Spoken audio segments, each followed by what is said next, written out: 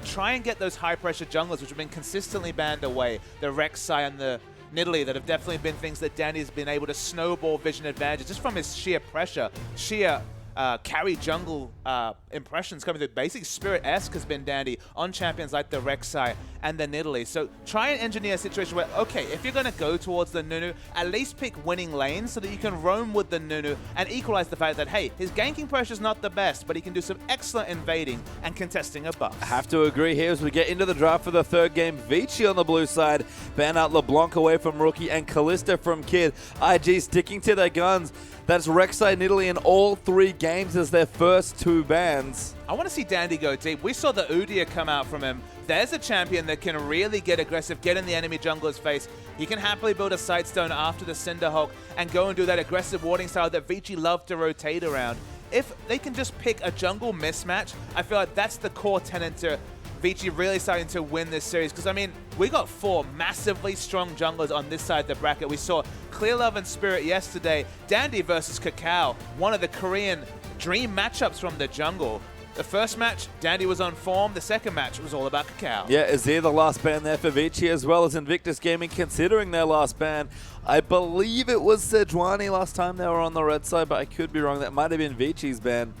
But it's a consideration here. IG might go for another jungler, but plenty of picks for them to maybe want to take away. With Kalista ban, probably not going to look to the Urgot, and it's Maokai once again. So they have Sejuani available as a first pick. It did a lot of work in the first series as a disengage, to be honest, but I feel like it was almost a situation where it worked out despite the comp being picked by Vici. It wasn't necessarily used for engage. Again, almost purely used for disengage. Can't expect the same sort of misdraft from IG this time around. But Sejuani's a priority pick. We've seen excellent CC layering from multiple teams on the LPL on patch 5.6, so shouldn't be surprised they're snapped up. Yep, Sejuani the first pick there for Vici. Zatai insta-locks Lulu as a result. You have to think that's going to be his champion again as well, but it's nice to see some flexibility potentially coming through there as well. And IG considering taking Mata's Janna away as well. Mata actually denied to pick it up there in the last game there, and Kitties took it instead. But I really want to see this from Kakao. I love his Gragas. I think him in a proactive, high-pressure jungler makes a lot of sense. And Gragas, okay, sure, it's not Lily, it's not Lee Sin, but it's pretty close. So there's the Twisted Fate. It's available. Previously, Vici have been very happy to blind pick this champion, so they're considering returning to their guns, sticking to their guns in a lot of ways, and just snapping it up and dealing with the poor matchup. But this is against Rookie, one of the strongest mid lane players in the world. Always a gambit to throw out a low base stat, poor laner like Twisted Fate and say, okay, what do you want to play against me? Yeah, well, there's Siva for Vasily and Hatong on Twisted Fate. So Vici well and truly returning to rotational roots here. But I want to emphasize the lane in mid laner there for Rookie. His laning in particular is second almost to none. And we'll see what he wants to take in. He's got his pick of counter matchups now up against Hatong. They look like they're going to leave the... No, they actually already got a top laner. So saving Kid's pick, it seems like, potentially with these hovers. And as I say that, of course, they swap all the way over to Kog'Maw. We'll give IG a bit of time. They could, of course, run something Juggernaut-esque here. They're going to take away the Janna, and it's Kog'Maw as well. So we were surprised in the first series when Vici started with Sejuani that ended up with a disengage comp using Sejuani's ult for disengage rather than engage, because remember, they had Sejuani, they had Janna. They had both those priority picks. In this situation, Lulu Gragas, already a lot of disengage. They just throw Janna on the pile, and it's time to protect the Kog'Maw pastry time. I don't know if they'll be able to deal with this just with the picks they got. They're hard engaged, but Janna deals a lot with what they pick. And I think that's the nice thing about picking Lulu early especially. You can build so many different comps around Lulu that she really does open up any sort of Juggernaut or even Kog'Maw-based comp in general. So I like what IG have done here. It's a strong first pick away for them. We've got the Naren for carry though. Mata's going Nautilus. They realize they have to try and answer this Kog'Maw, so they've picked very hard engage. So will IG go completely all in and go for the Morgana mid for just the last supporters champion and just go for the protect the Kog'Maw, go Juggernaut-esque and actually have Juggernaut at the front of the fight, or will they go for a threat? We've seen many dissenting viewpoints on what the mid laner should be with the protect the Kog'Maw. In fact, they could throw it all out and just go for Kog'Maw mid as an option, but in this case, they might go for another high damage champion. They flashed Cassiopeia a couple of times. That's one of the potentials. Rookie seems to really like it. I like the matchup that he'd have there as well in the mid lane, but we'll give Rookie a couple more seconds to decide what he wants. is going to be the Cassiopeia again. High damage mid lane, need to supplement the 2-threat comp, and Cassio surprisingly good at protecting your carry as well. The amusing thing is that either Cassio or Kog'Maw can fight in the front of this fight and then just become a Juggernaut comp just because both of them do so much damage in the front line. Okay, Cassiopeia a bit shorter range, but definitely going to be about IG's hypercarry getting aggressive, and that's one of the best things you can do for Cassiopeia, opening her up to being basically suicidal aggression. Remember, one of the strongest comps in Meta's past was Cassiopeia Yorick, just to allow Cassiopeia to go in the front line. Throwing on the Lulu Janna, that's a good way to start. Yeah, and I love the protection Cassio offers as well. Definitely some good offensive options opened up by the Lulu, which is great to see. But Cassio, you ever try and dive her? She's ulti. She's good against the Sejuani Gnar types, and that's what we've got here. Gnar vs Lulu in the top lane, and Sedge vs Gragas once again. We didn't even mention that, but we got the disengage from Gragas. That doesn't work. You just throw out the Petrifying Gaze, fight next to your hypercarry. So that's worth noting. In this game, we do have Cassiopeia with a hypercarry, so her positioning may be going to be a bit more predictable. One issue I see here for IG was actually in the mid lane. I agree with you. Cassiopeia can definitely DPS down the low base stat Twisted Fate, but if ever the jungle pressure actually tips towards Vici, with the high wave clear that Twisted Fate has, the Destiny can still get rolling if, again, he's able to actually stand up in that lane. Other things being equal, though, Rookie should run wild. Yeah, if Rookie can keep track of Hutong and make sure he doesn't leave the lane, always important in any sort of Twisted Fate situation, but we'll have to see if that's what's going to work out here. Definitely tenuous there, but Rookie, it's the second time he's gone to Cassiopeia in the series. Clearly favors the champion. I mean, Sejuani, usually you'd expect Gragas to have higher gank pressure than a Sejuani. Gragas has actually been likened to Lee Sin from patches behind. Of course, Lee Sin on this patch 5.6, despite having the missing health damage, just doesn't necessarily synergize as well with Cinderhawk. Still wants to go the warrior route, and there are just better picks in the jungle that synergize better with Cinderhawk. That's just so damn powerful at this present point. So Gragas, he has the early trade damage, can just pop that Drunken Rage and do similar damage trades early. Then, of course, just synergizes so well with cooldown reduction for the utility in his kit. It's not the AP burst Gragas anymore. It's all about the disengage. That if Dandy gets strong enough, can actually get on top of this mid lane, can actually open up a safer laning phase for Twisted Fate. Because remember, we've seen Twisted Fate blind picked into Arya, and that go just fine in previous Vici games.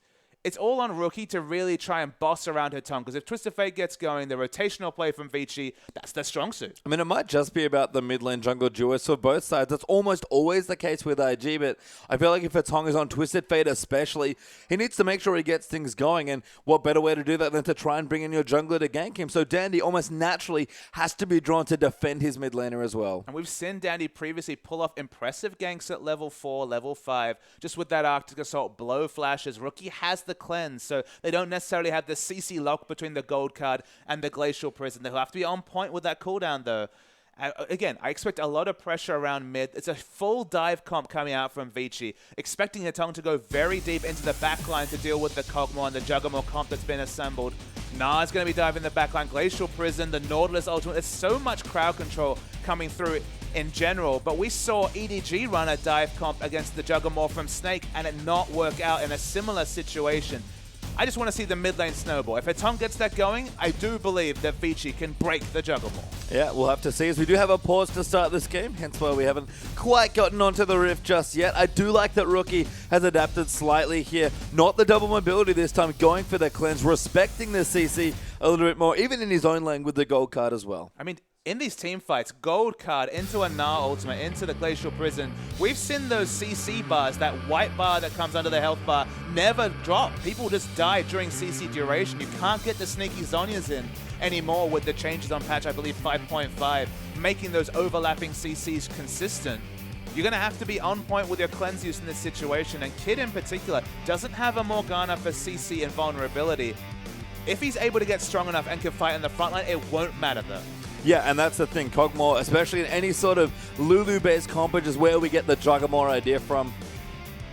If Kid can get big, if Lulu can help support him out, Kid will run wild in this game, especially with his tank busting abilities and the range that he has as well. It's nice that he does have a reasonably strong matchup to pick himself into, even though it is a fairly defensive support in the Janna and not the Nami that we've seen a little bit more of. But Kid, again, he went off on Kalista in the last game. We'll see if he can do it again on Kog'Maw. And Cacao's already shown a propensity to pick up support items from the jungle. Remember, Face of the Mountain was his purchase in Game 1.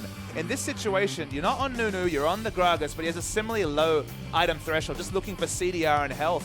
Maybe the Mikhails will come back. The Beast special has been the Mikhails from the jungle. Double Mikhails between Kitties and Kakao will negate the lack of a Morgana. It'll be 2 different cleanses through to Kid. He'll probably pick up a QSS himself. If you can ignore that CC in the front line, you can really start to pump out the damage. Because the damage from Vici, you know, it's there, but Nah, not known for his damage. Dandy will take till the late game when he really gets the health stacking to do any sort of consistent damage. The really only consistent damage for that is Vici on Sivir, and at 500 range, team fights are always difficult for a Sivir to navigate. I mean, it is, but let's take a step back here. We've looked at IG's comp and just how strong it can be if they do get it going as Kakao. That's had a pretty big year on that, clearly, again, steadying himself for a possible 5-game series. But if you look over at Vici, what's been the hallmark of their play when they've been winning in that big streak they had towards the end of the weeks? It's effectively not fighting enemy, it's out-rotating them, and they have a great number of both pictals and rotational tools in this comp. So while IG, you feel, will hit that critical mass where team fights will be difficult for Vici to maneuver, as you mentioned, one of the best ways to deal with a strong team fighting team is to never team fight. If a Tong gets strong enough and can maybe rush the Lich Bane unanswered, can start the split push and open up global rotations, you've got Vici on another high wave clear champion. It's worth noting that, of course, Lucian was available, Graves was available, and he defaults to Sivir. I thought Lucian would be the more obvious choice, as you can still push lanes and you still can play very aggressive but still have a bit of a safer late game team fight phase. Of course, Vici, his positioning maybe not his strongest tool as a carry, is known to play aggressive, was always rocket jumping in on Tristana, usually relies on those repositions like the Relentless Pursuit for defensive options. He's going much more all in terms of the Sivir in this game. Maybe that suits the comp, maybe that will allow Carry to get in the back line. Carry on this Nah, once again, very close to undefeated on this champion. Definitely his biggest pick. Yeah, I mean, Vici, we tend to see Sivir in any sort of rotational-based comp, and that is what Vici have here. It's interesting to see Sejuani in this style of comp, but I do like it. Nautilus sort of for the same reason. You pick an overload of CC, you can pick people off in transitional. Maybe more importantly, when you start to siege up turrets in rotation and you get aggressed on, you can disengage effectively. Well, I mean, the first choice was dive. That's what they said. When they saw the Kog'Maw being locked in with the Janna, they went for dive. I mean, your purchase may vary on whether that will work, but they'd locked in Sejuani first pick, and that's what they resulted in. But still, the Twisted Fate, that's the big question mark. Can they out-rotate the Juggernaut? Because late game, you always have to hand it over to the Juggernaut. Yeah, you do indeed. No one usually stops it once it gets going, and I don't know if Vici have the answers. As you said, Hatong, he's the big piece here. If he can get in that lane and start ganking the Kog'Maw, Kid may never reach the power that he wants to in this game. And that will be a big win condition there for Vici, but it's going to be difficult. Yeah, we'll see what they can do. We're about to get straight onto the Rift.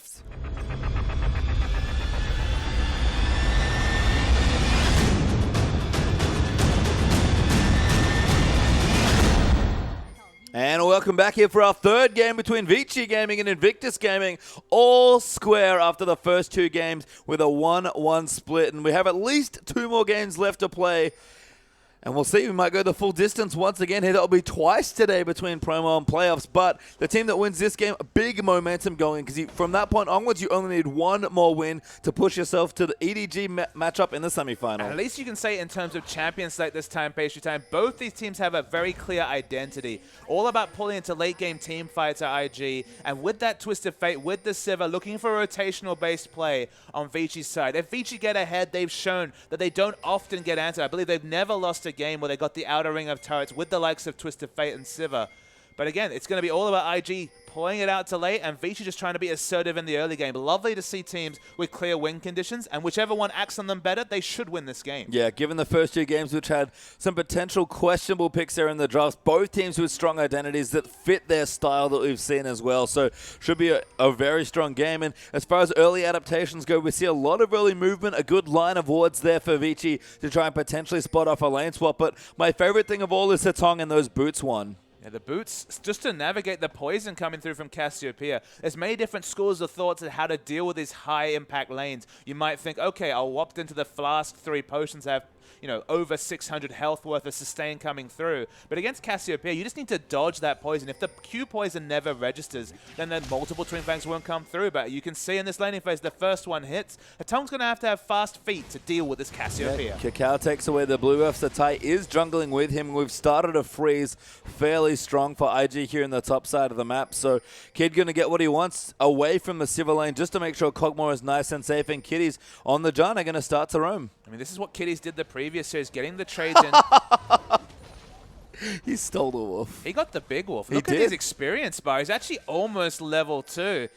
It's not quite the Gromp steal that we saw Mako do with Support Vega. Rest in peace, Support Vega on patch 5.6. But hey, it's pretty close. Yeah, I mean, I think Mako probably has the monopoly on hilarious things that supports it. Actually, got a red buff steal on Annie in the last week of the LPL as well. But stealing a wolf there with a Janna auto attack, Kiddies can chalk that one up as a very big achievement. And it's crazy how big an impact that actually has, because what's this jungle follow? Carry's still level 1 for this second buff coming through. Wasn't able to pick up level 2. Janna continues to roam, of course, making her way down bottom to help with the Lulu. Oh, Marta now going to do his best. Kiddy's impression going to try and steal this away, but Kakal's there with the smite, gets his way over the wall with the body slam, and Marta gives him a chuckle instead. So after that awkward steal coming through, Kakao kept his notes, listened to his support, kept onto his smite, and wasn't punished. Yeah, good stuff there. We can see the Scuttlecrow being taken out. Dandy will be able to take that away, but level 2 is this Sejuani already, I guess, matching Gragas there as well. But again, Kiddy's even the spare 53 gold as he joins Zatai for a very different looking duo lane now, kind of pairing with his top laner. Getting pushed in so far as the Lulu with Vasily and Mida playing aggressively forward, but should be able to clear out just fine. So the freeze breaks here for Vici Gaming.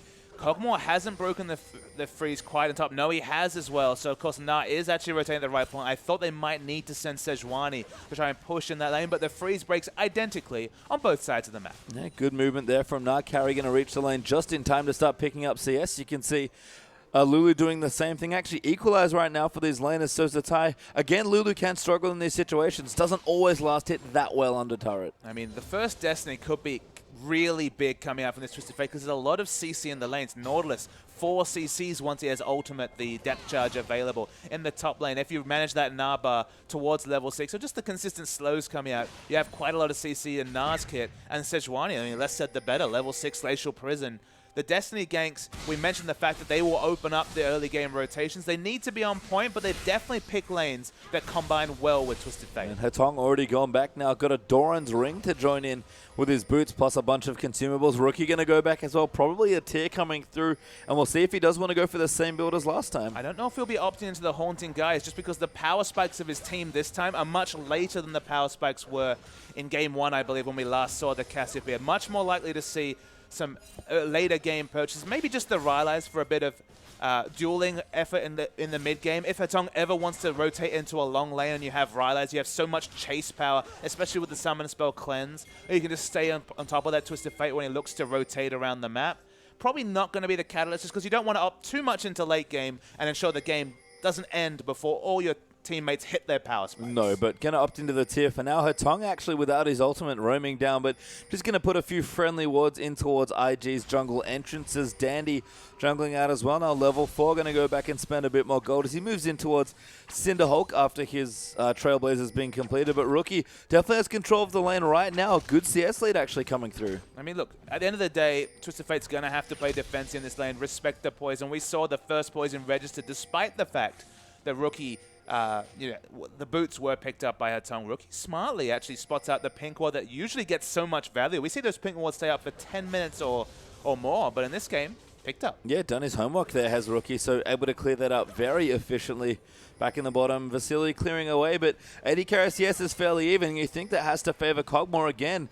It's we do often see Kog'Maw in a lane swap, but it's almost always with a Janna versus Nanami where they do prefer to lane. Absolutely. I mean, in terms of the 2v2, the Nautilus, has actually stayed in lane a lot more, but because Janna picked up that wolf, hasn't been punished for roaming around the map. Of course, visited top, visited mid, went bottom, helped with the jungle follow, but it's still same level to Nautilus, who's been anchored, bad pun intended, to the bottom lane. Yeah, stolen a wolf there as well, did Kitty. So done a lot of early work here and just soaking some experience. Dandy actually hiding here, looking for a 2v2. Kitties might face check him there and does. Now discovers him, but Dandy going to move in. Knockup does come through, but Kid going to get onto carry, and I think Nah has to respect the damage. Kitty's still not using the flash, but Hatong's going to join in now as well. Kid does have his heal. He's going to use it at the last second. Kitties doesn't even need to use his flash, just the exhaust, and they'll keep chasing. No follow pressure coming, unfortunately, as Kakao has come to the bottom lane, but IG's dual lane dodges that Destiny wonderfully. And importantly, a big misfire on the first use of the Destiny page down. We talked about the fact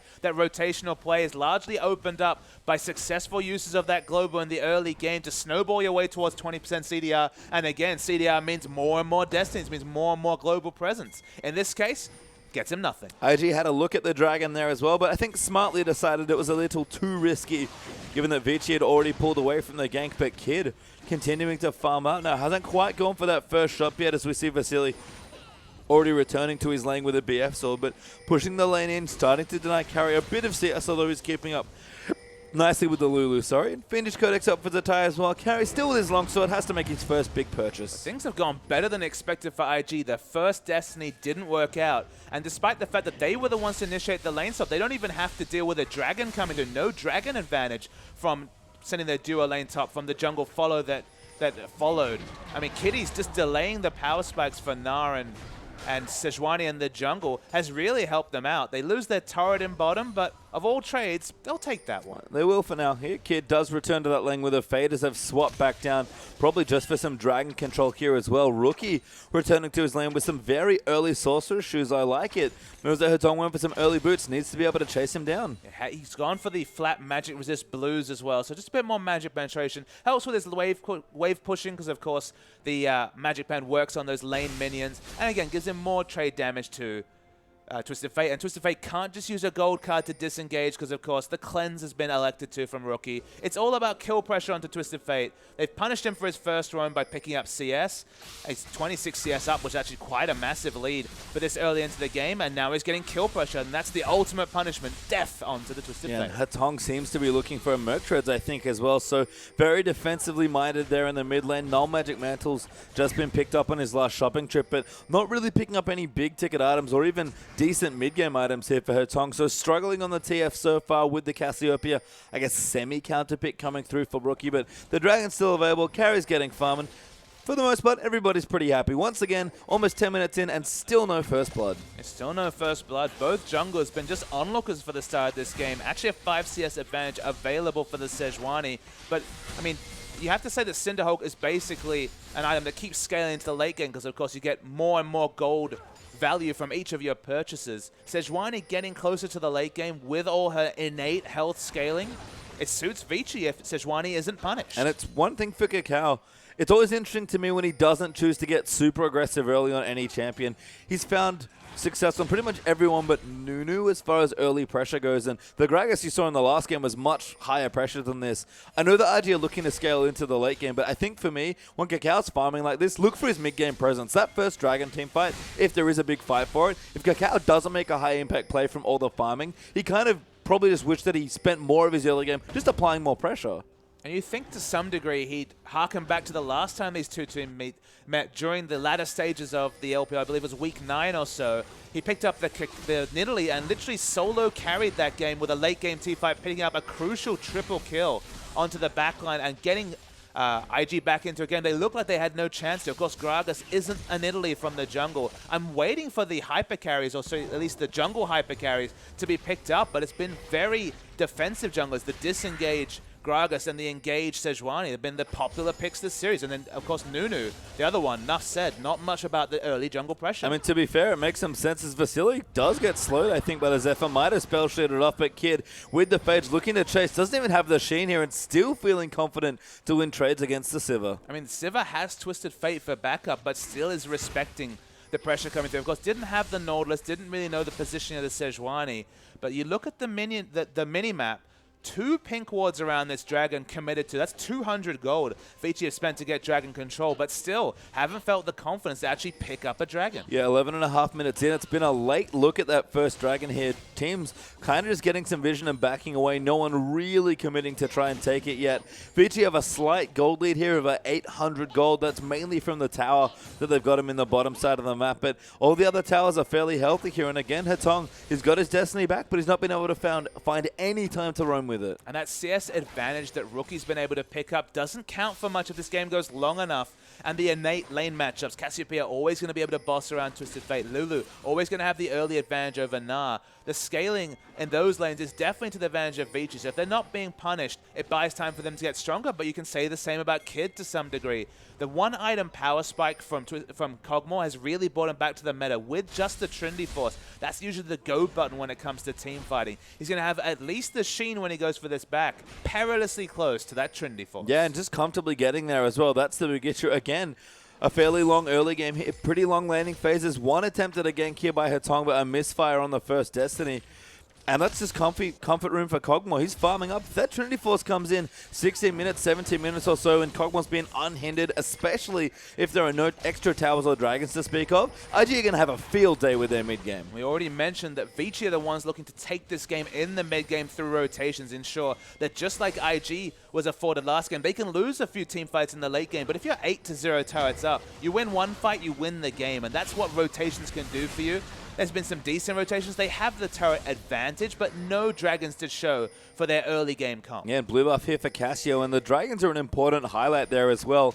Vasily already took the bottom lane turret, probably wants to move into another lane and try and pressure it down. Hetong's done a good job here in the mid-game, actually pushing Cassio back and then getting on top of the turret. But this dragon still being up has anchored Vasily to the bottom lane where he can't go and take out other turrets. But the crazy thing is, Pastry Time, they've had 2 pink wards there for over 5 minutes. They should have had run of this dragon, even with the fact that Cassiopeia had the pressure on the mid lane. You've got Destiny, you're always going to react first to whatever's happening around the dragon. So for them to not be confident enough to start the dragon with Sivir, with Sejuani, who can now mostly shrug off this dragon damage, it's just a hole in the game plan for Vici. And Dandy started it, but IG is going to go in and fight them. Teleports up for both the top laners. Dandy has actually got exclusive vision, which we've talked about Vici having for a little while here. They will get the first dragon, but it's so late. In fact, Cacao might even try and steal for it. He's going to throw in the ulti. No, doesn't bother. Teleports do come in, though, for Carry, but Cacao going to knock him out of it. Knocks him back beautifully. Ulti just flashed there by carrying Cacao.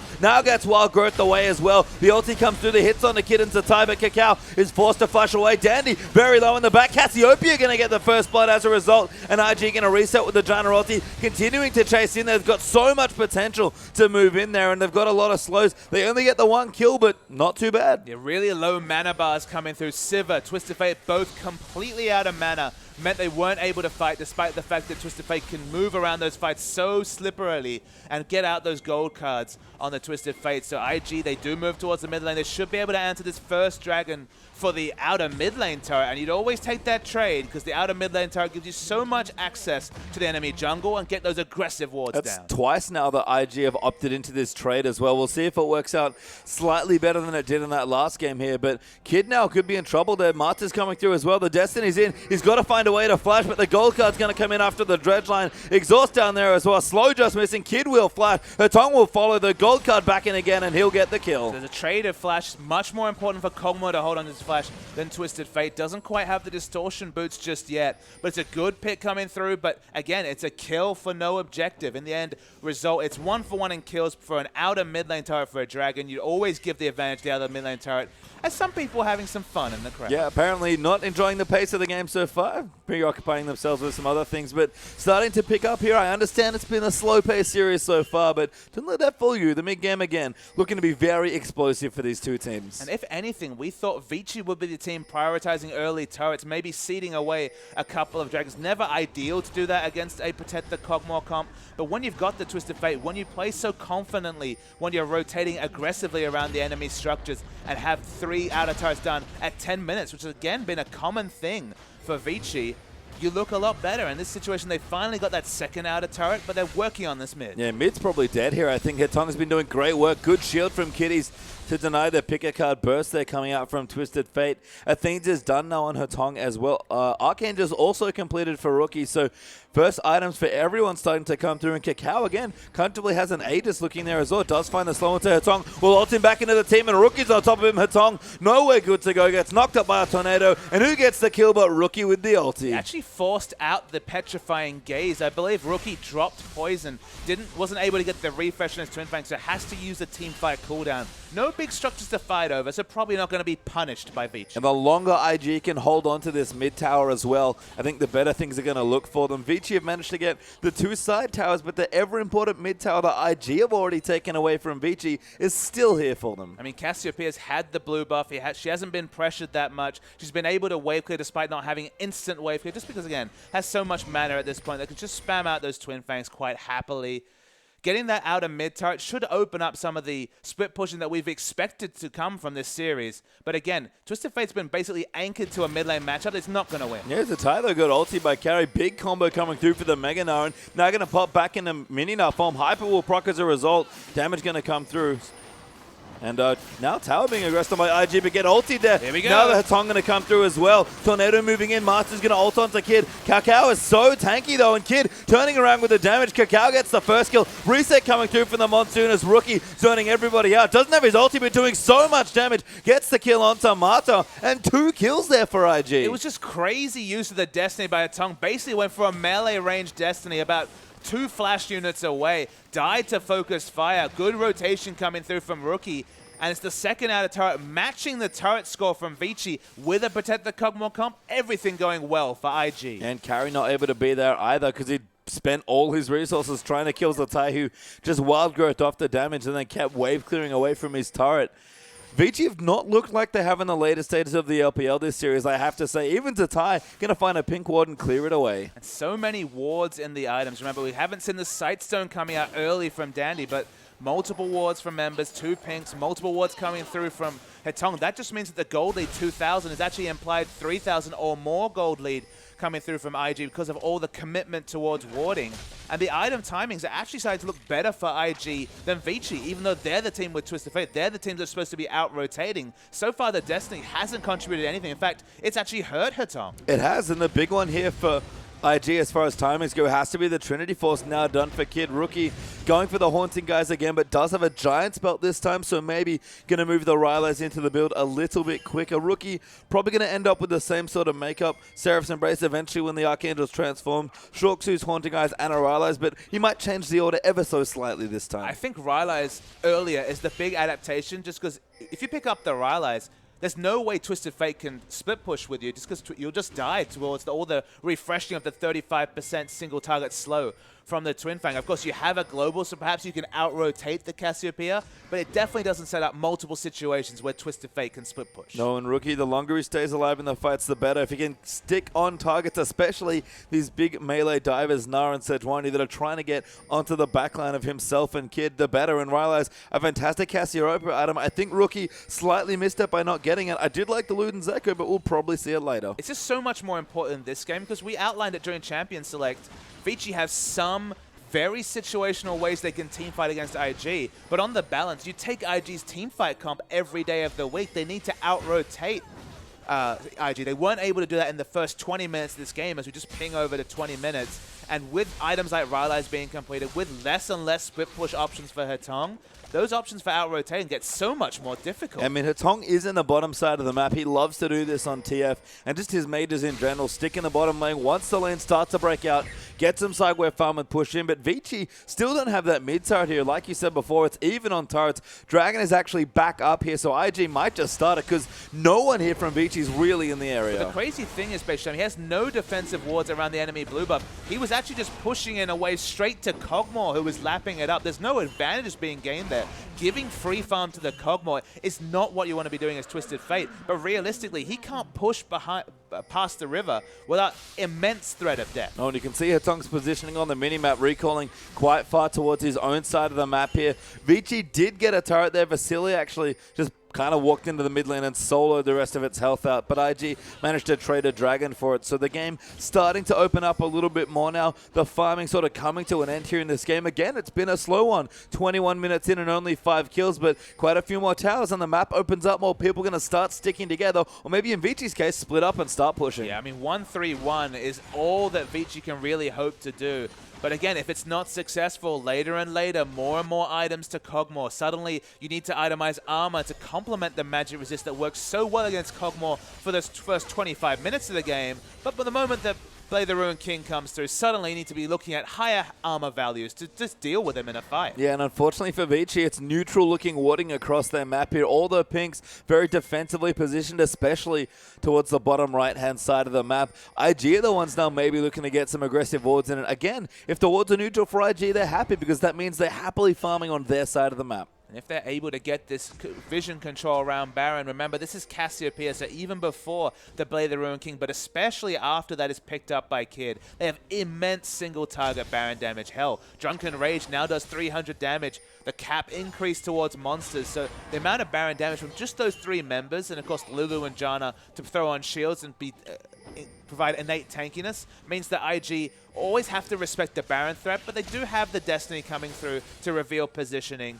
And right now, Hatong just keeps trying to split push. Smart rotations here from IG, actually. Moved in towards the top side, tried to push down the tower. Vici immediately pinged mid and ran there, but Rookie rotated back around again. IG playing safe to tie in the bottom lane now, pushing out Hatong, using the Lulu wave clear to get the minions out from under their tier 2. And again, there are no major objectives up. They've got Baron warded. All IG have to do is sit back and farm. And that's the thing. Trading farm with a Kog'Maw Cassiopeia, protect the Kog'Maw, or even enable the Cassiopeia depending on how this game goes. That just suits IG. Whenever you're pushing farm towards a Kog'Maw, you're just looking at that timer, you're looking at the items and realize that this game's only going to get worse for Vici. And Rookie, he keeps tricking me. Now has the Leandries finished off as well, so going for the same start he had in game 1, but that giant spot I can only imagine will one day be a Rylai's. It's just a matter of when he wants it. I mean, we say this, but there's no guarantee. Maybe it's the casual Warmogs on Cassiopeia. In metas past, it was about the tier the Athenes into the Warmogs, just because, again, the consistent damage is there. Reginald loved that build many, many years ago. I'm dating myself with that particular comment, but probably going to be the Rylai's. Again, if you anchor Cassiopeia to bottom, Kog'Maw to top lane, and just lap up the farm, ensure there's nowhere for Hatong to split push, you're happy if you're IG. I mean, if Rookie's fending off divers as well, I do like the Leandries build for Cassiopeia here. Will obviously be augmented by the Rylai's, so that's mostly why I'm expecting it here. But if Dandy and Carry find themselves in a position where they dive on top of the squishy mate and just melt to Cassiopeia damage, Vici, again, have no hope of winning the team fight. So again, they got to split them up. But Vici's rotations haven't really been rotations. They're just kind of sticking in the lanes and hoping that the turrets fall down by themselves. But sticking in the lanes and fighting farm tells me they're looking to opt into late game team fights, and then I completely agree with you. Leandries on Cassiopeia will do so much work against the triple dive that's going to come through between Nas, Sejuani, and the Nautilus, you have to say. Nautilus doesn't afford to buy that Magic. He's just building health at this point. They will melt to all the damage ticking from Cassiopeia. Yeah, Cacao now going to clear out some more vision as well. Actually, a good time to check in on some trinkets here. Upgraded vision totem there for Zatai, so a couple of extra wards. Lots of sweepers actually for Vici, so trying to get some more aggressive vision down. And as we've noted, they have mostly neutral vision at this point. Upgraded sweepers up for both the supports as well, so junglers haven't quite swapped over yet. But again, Cacao, every time I look down, he seems ahead of Dandy somehow, because their items are identical apart from the sightstone that Cacao happens to have. And that's despite, you can see Danny doing some power farming. He's given up on any sort of hope of lane pressure and power farm to 106 CS. Again, it's another reason why Rookie's build is actually looking good, is because when you're going Leandries and the Rylai's, you're just looking to kill frontline tanks. So that's his job. And guess what? Kid's going to kill everyone else. Yeah, I mean, he's almost got a Blade of the Ruined King here on the Kog'Maw, 217 CS. Actually pretty far behind Vasily as far as CS goes. And Vasily moving into his third item now as well. Going to be a Last Whisper, it looks like, after the Infinity Edge and Static Shift that he's already built. Hatong now with the zombies might be able to make more plays, but Vici have to do something soon. Dragon back up in a minute as well. That might be our next pressure point, but even the second Dragon's not quite enough for Vici to really pressure IG. And honestly, how is Sivir going to do damage in fights? You're going to wait for these fights. You're not going to walk past the Petrifying Gaze. You're not probably going to be able to DPS down Kid unless he has so many defensive utility shields and health increases like the Wild Growth that he wants you to be hitting him. So he has so much more range than you do as Sivir that you feel like there's going to be one of those situations where Sivir, her 500 range will betray her late game fighting. Although she does a lot of damage unhindered, there's plenty of hindrance, disengage, CC coming through from IG. And speaking of CC, Rookie, I'm happy to report, has gotten one step closer to the Rylai's. Got the blasting one now as well. I think about 1,000 gold away from the purchase at this point. Don't try and cramp his style. He could turn that into a death cap. He's a strong man. He can build whatever he wants. He built Little Zeko in the game 1, so I'm definitely confident Rookie can do absolutely whatever he wants here, but almost level 16 now as well.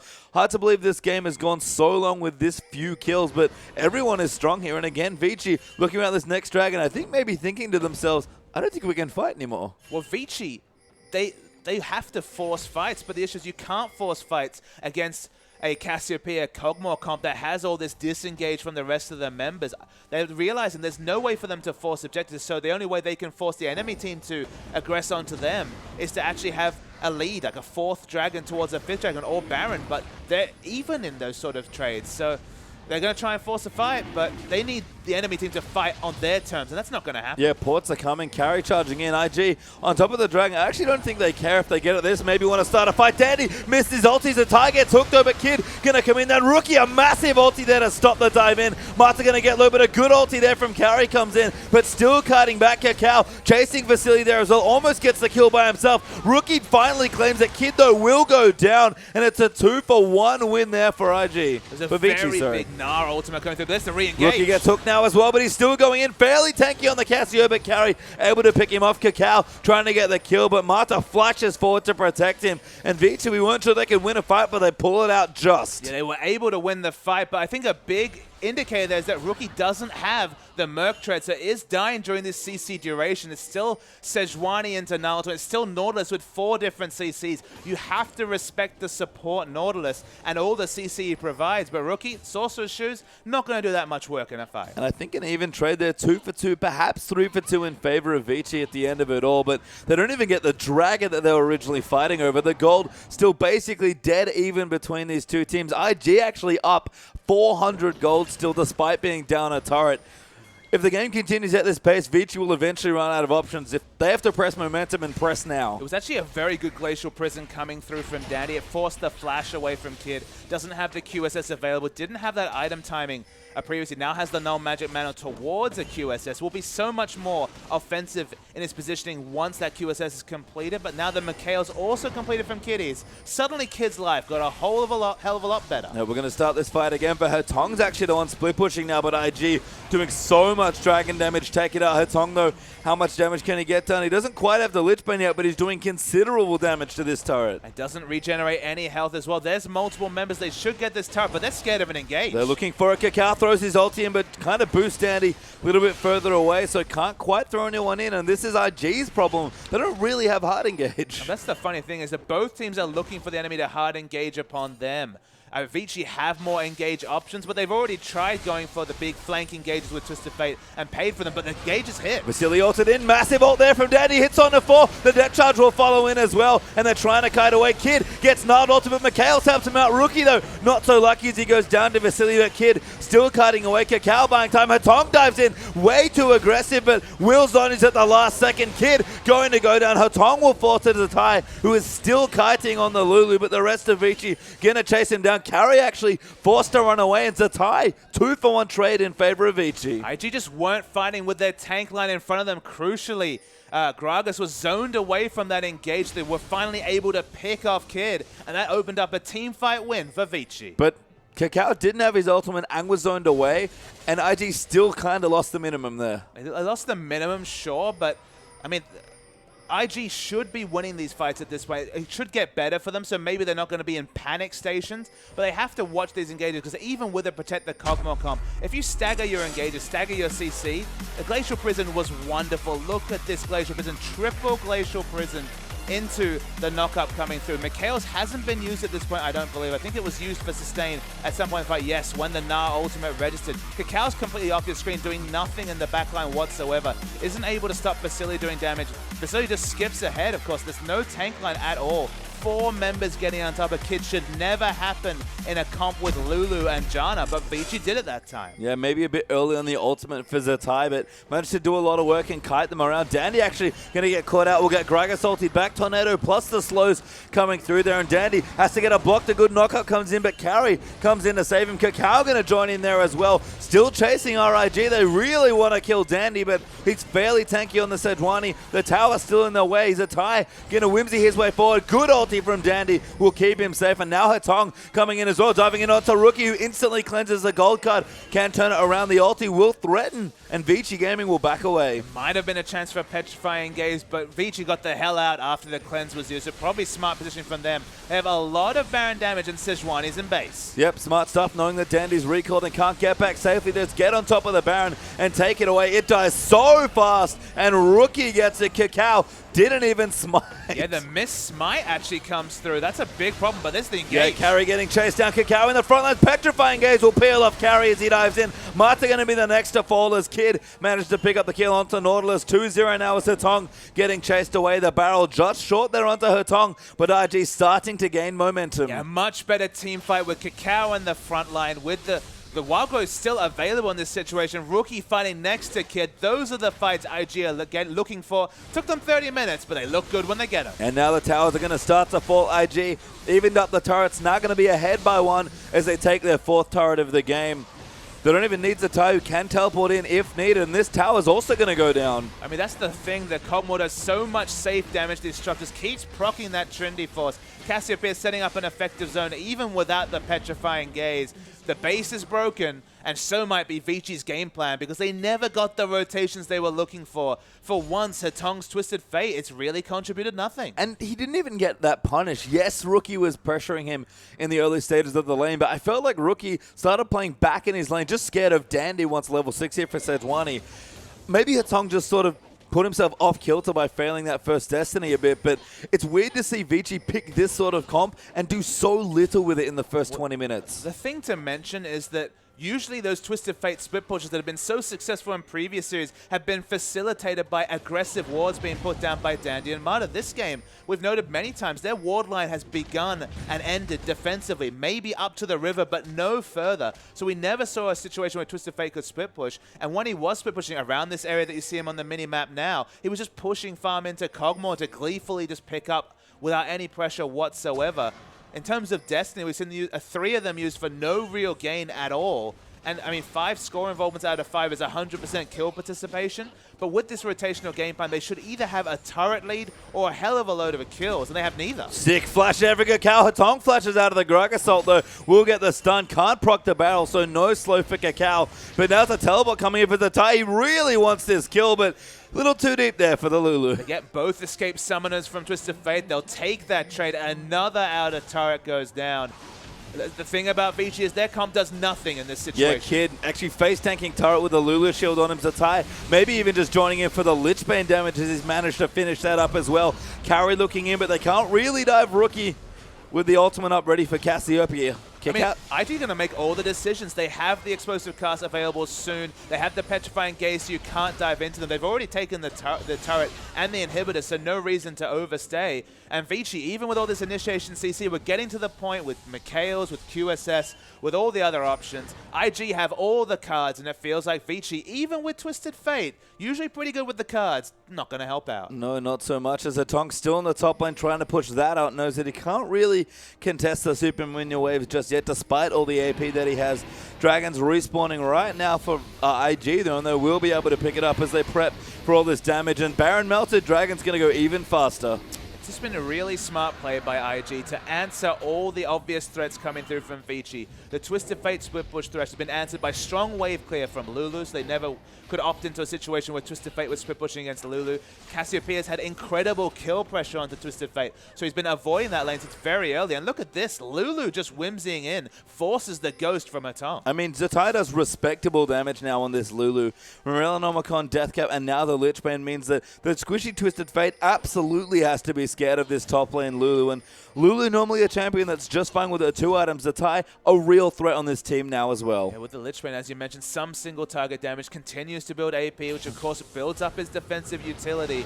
And Kid is super scary. No rush for any sort of armor, any sort of armor penetration. No need for a Last Whisper, because only the Randuin's completed for carry. And Rookie is about to evolve into disgusting damage from Cassiopeia. I think he's maxed out his passive stacks, but he's got a Rabadon's on the way, and when I last checked, it's 558 AP. Yeah, 558 AP, add an extra couple of percentages there from the Death Cap, but it's going to be a lot of AP coming through from the Cassio. It really is here, and the Death Cap's not far away here for Rookie either, and to be honest, he hasn't really been needed. IG have just found some strong fights. Kid has been able to pick people off, and IG have played wonderfully around the map to get themselves to this spot. They steal away the blue buff from Rookie. Rotations even easier now due to the 3rd dragon they've gotten as well. And Kid, he's got his Phantom down, so he's ready to go with all of the Bio-Arcane Barrage damage. I'm really loving the introduction of Cassiopeia to these Protect the Cogmore comps as Cacao gets a bit feisty in the back lane. He just throws his ult onto Vasily. Apparently doesn't really mind. The cooldown's pretty short, and Hatong going to go in. Actually peeling away as Carry's found a very good spot, but he's getting ulted down. He's so low. Finally knocks him into the wall, and massive CC coming through, but IG still cutting around, keeping Kid alive. He's been wild growth. He's doing so much damage, but it's not quite enough. Cacao will fight back there. It's a 2 for 2 so far, but Cacao will quickly fall. No, gets out of the way. 2 for 4 so far, and Kakao might make it 5. Vici Gaming are keeping themselves in this game. Kakao tagged by a boomerang, body slams again. Barrow will keep him safe, so only 4 for 2, but Vici fight back. Oh god, their base. What an engage from Nah. Triple or quadra Nah into the wall, getting the CC on both of the high damage threats. I never thought that would happen, but Kakao's now just going to try and buy time as the super minions do all the work. Yeah, they're both Nexus turrets are already dead, and Carry gets basically soloed out by Kakao's Gragas. Mata is desperately fighting off the super minions, but he can't really do that much on this Nautilus. Yeah, the Riptide buffs, they help a little bit, Pastry Time, but the moment they start to aggro the base, there's Sejuani. They might be able to buy just enough breathing time, but you're against a team with a Kog'Maw who can do so much damage from structures from safe range. Don't know how much time it really buys for Vici. I mean, they maybe just be able to sit everyone forward, Greg assault them off the Nexus, and just have all the shields sit on Kid, and he can just solo it out. Base is now wide open for IG, so Vici, despite winning that last team fight, lost a little too much as a result. Look, it was an excellent engage. Honestly, it was sloppy vision from IG. They had no vision to their sides, so they got flanked by the Sejuani, who was kind of waiting. He saw the Gragas ultimate being used. He said, I realize now I'm not being spotted out. So he just stood there for a long time, did Dandy. Finally got the Wonder engaged. They didn't respect the Nah bar from Carry. It filled up. Triple Nah into the wall, into a 4-man Glacial Prison. They won the fight off the back of that situation. But yeah, the trade for the base, certainly not ideal for IG. So they lost the minimum for what was a poor team fight for them. But just coming back to Cassio one more time. A high damage mid laner, because remember, people have been trying to introduce a second threat to Juggernaut. A high damage mid laner with such an excellent disengage CC. Petrified engage, so much better disengage. And then hell, it helps with neutral control. The Baron dies instantly. Yeah, Baron dead there. Hetong uses his destiny and gets the bad news. Baron well and truly dead. I like to bring up Cassio as well, because that Rabadon has been completed. 709 AP, I believe, is where she got to. It's Kakao. He's going in 1v5 at this point, getting a little too low. Quite tanky there, pops out with the Drunken Rage. His team catches up. Dandy forced to use the ultimate. Kakao somehow still lives, but that was very aggressive. Felt a bit like a rage ultimate. No one else was looking to engage with the Glacial Prison, so it buys a bit more time to continue with the wave management, the emergency wave management you have to think with the base so much in ruin. Vici just going to keep pushing out their waves. Again, Cassio replaces the likes of Zed that we've seen in these Juggernaut comps. A high damage laner, but again, with defensive utility. That's the thing I love, is that you add another defensive utility. So someone dives onto you. If you get through the explosive cast, the petrifying gaze, all of Janna's disengaged CC, and hell, some of Lulu's, you probably deserve to win a team fight. I mean, I can't think of a better way to kill these tanks as well, other than a Cassiopeia with Rylai's Rabadons and a Leandri's, plus the Seraphs to keep her nice and healthy. IG gonna storm in, take this inhibitor. Kid will just walk back and forth between cooldowns and be able to take it away. And you saw Carry before when he dived in, just managed to get the big Nah ultimate before dying. That will not happen again. Rookie should be able to kill all of the tanks now. That's the thing, was that it wasn't a repeatable Nah ultimate. That was just IG's overconfidence and Vici's problem. Oh, Carry gets popped out there. He tried it again, but Kitty's with a very nice Janna ultimate. Disengages, and Kakao walks in aggressively. Ultimate popped though by Vasily. Kakao still chasing people down, soaking up quite a lot of damage. Maybe a little too much here as the depth charge is used on the Kid. Hetong maybe look to dive in. Kakao disengages with the ulti. Carry gonna get ripped to shreds there by Kid. Does go down to Rookie. Kakao almost dead, but gets wild growth at the last second, and Rookie running rapid in the backline. 4 members dead already for Vici. Hetong off to the side hiding, and IG, they're gonna take it to a game 4. Picture perfect team fighting from IG. Rookie staying right next to his good friend Kid, held onto the petrifying gaze till the big multi-man engage came through, and IG won the fight. We predicted that IG, if they got to the late game, could not be stopped in team fights by Vici, and at a 40-minute game, that's exactly what happened. Vici just let IG scale up, and I think Carry's face tells you a lot there. He's looking at his screen going, why did we do that? And that's the thing about Vici, is they got the Twist of Fate. Usually it means they're going to play that rotational style. But when you've got Lulu, a Cassiopeia with the cleanse, there's just so few places that you can actually choose to split push. They never got the wards down to open up aggressive pushing. It wasn't Vasily mowing down waves on the enemy side of the jungle. It wasn't Twisted Fate with a Lichbane doing turret damage. And the result was just more and more farm. The late game came earlier and IG ran away with it. And Dandy's face as well, a little puzzled after all that. Again, that's uncharacteristic of Vici to lose a game like that. They had all the tools to play the game that they love to play in, and instead got dictated to by IG. And they're dictating the jungle bans in particular, Page Time. What's been banned every series has been the early presence junglers that Dandy's been loving. The Rek'Sai and the Nidalee that he picked up on patch 5.4 and never gave away. Forcing him onto Sejuani, so much harder to get that early snowball. And if he can't snowball, if he's not the one putting down the vision, Vici have no answers. And Vici now have to answer 2 match points away from IG as they go up in the series 2-1. But we'll have a quick break, and when we return, we'll see what happens in game number 4.